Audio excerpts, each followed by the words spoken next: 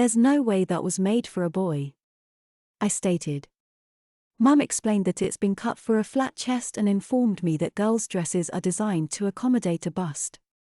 It's still a dress though. It is. And your sister's set her heart on everyone wearing dresses, so please don't let her down, Mum said in a tone that suggested she meant it. I gulped and nodded, but made it clear that I wasn't at all happy. Now, if you don't want to try it on, can I at least hold it against you to check the length? She asked as she approached with the dreaded dress on its hanger. I did nothing as she held the dress against me apart from look down at it and gulp.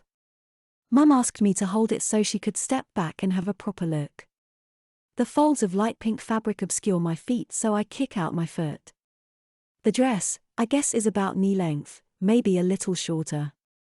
Mum tells me to hold it a little higher, so the hanger is level with my shoulders. I raise it and look down again. I hold its skirt against me and guess that its hem is about 6 inches above the knee. I begin to wonder what it's like to wear such a garment. It seems highly impractical. It's no wonder most girls and women opt for pants, trousers or shorts these days. I imagine it swishing this way and that. Having to crouch rather than bend and sitting with my knees together. Are you going to stand there all day or, my mother says, dragging me from my thoughts. I could feel myself begin to blush. I was waiting for you check the length. It's fine, Mum replied as I handed it to her.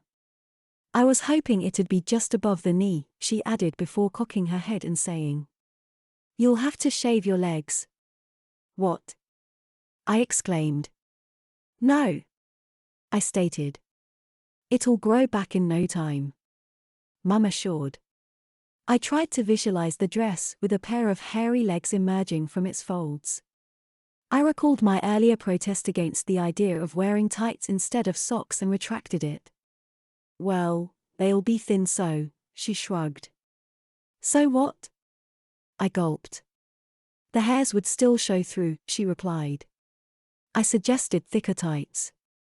Like Sally wears for school. I know for a fact that she ups for tights when she can't be bothered to shave her legs. True, but I've already bought some, Mum replied as she removed them from one of her bags and showed me the pack. You said I could wear socks. You can if you want. You said you'd prefer tights. But, I looked at them again and gulped. They are lacy. I know. Mum smiled. So are the socks I bought you. She showed me those too and my bottom lip instinctively stuck out. They are like Sally's, I moaned. My sister is a real girly girl. So much so she gets teased at school by her classmates. They are, Mum smiled. I could have just given you a pair of hers to wear, but I figured it'd be nicer to have your own. I also thought it'd be nice to have a choice, which is why I bought both. Great, I groaned. Any more surprises? I asked. My tone was deliberately thick with apathy. A few. Mum smiled as she put the tights and socks back in the bag. Do I really have to shave my legs? I asked. Isn't there some cream I can use? I was going to suggest cream. Mum replied. Let's see how bad they are, she requested. I pulled up my trouser leg to reveal half of my calf, covered in a fuzzy mess of dark brown hair.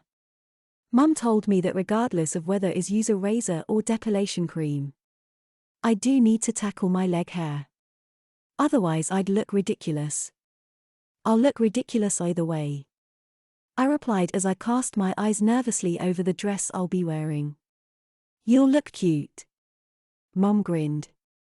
Same thing, I grumbled. The dress soon began its residency in my wardrobe. The shoes stayed on my feet since I need to get used to wearing them. If I have to wear heels, I'd rather not walk like an amateur drag queen for the duration. When my sister arrived home, she bounded up to my room insisting on seeing it. Wow, this is fantastic, she said as she held my dress against herself and twirled with it. God! She couldn't be any more girly if she tried, I thought. Do you like it? She asked. It's horrendous, I replied. Have you worn it? She asked. I shook my head. Why not? She quizzed. Or are you saving it for Saturday? Something like that. I dryly retorted. I'm avoiding it till Saturday. I added. You could have asked me if I wanted to wear a dress. I did, she claimed as she hung it back on the rail. Sort of. Yeah, sort of. I retorted before reiterating the conversation we'd had a couple of weeks ago. When you said and we'll all wear party dresses, although you meant you and your friends. Sally shook her head. No, I meant all of us, she replied. I was surprised that you agreed. Well, I didn't agree. Didn't. You did, she said. Anyway, it's too late now. Mum's bought your dress. And shoes. I said as my head dropped to my feet. She was flabbergasted that I was actually wearing them. I lifted the legs of my jeans to give her a proper look. Wow, they'll go perfectly with your dress. You can say that again. I groaned. They're just as horrendous. Why are you wearing them then? Because I don't want to look like more of an idiot. I need to be able to walk properly in M. True, she replied. Anyway, you won't look like an idiot, you'll look cute. I'll look like a girl. I whined, before informing her that according to Mum, it's actually a boy's dress. Well, in that case there's nothing wrong with a boy wearing it, and it's only for the day, she shrugged. Yeah, I guess. It's gonna be ace. I can't wait till Saturday. She exclaimed. I've never had a proper girl's birthday party before. Sally left me alone. I slumped on my bed and kicked out my feet. It's gonna be so weird. I muttered as I imagined wearing the full ensemble. Sally's got a point, I guess.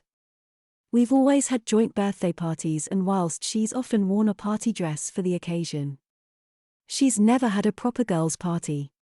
But she soon will have, and so will I. A while later I sauntered downstairs to grab a snack and watch some TV. Still got your new shoes on, I see. Mum said. I'm still trying to get used to them. Good for you. When will I have to shave my legs? I asked. Friday evening or Saturday morning would be best. Mum replied.